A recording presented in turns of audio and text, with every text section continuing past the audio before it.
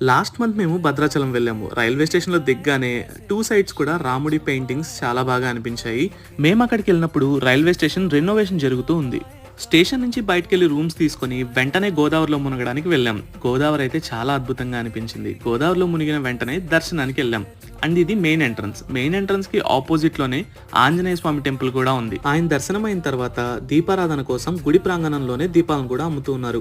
గర్భగుడి లోపల దీపాలు వెలిగించే స్కోప్ లేదు కాబట్టి అందరూ కూడా ఇక్కడే దీపాలను వెలిగిస్తూ ఉంటారు. కానీ చాలా హాట్ గా అనిపించింది ఇక్కడ దీపం పెడితే చాలా మంచిదని అందరూ చెప్పారు అక్కడ ఉన్న వాళ్ళు. సో అందుకని నేను పూజ కూడా దీపం పెట్టి దండం పెట్టేసుకున్నాం. మేము అండ్ మనకున్న సబ్స్క్రైబర్స్ అందరూ కూడా అండ్ ఫ్యూచర్ లో వచ్చే సబ్స్క్రైబర్స్ అందరూ కూడా హ్యాపీగా ఉండాలని నేను పూజ గట్టిగా దండం పెట్టుకున్నాం. టెంపుల్లో దర్శనానికి వెళ్లేంత వరకు కూడా భక్తులందరూ జై శ్రీరామ్ అని అంటూనే ఉన్నారు. సో అదొక మంచి వైబ్ ఇచ్చింది అనమాట. ఇక్కడ శబరిని చూడొచ్చు.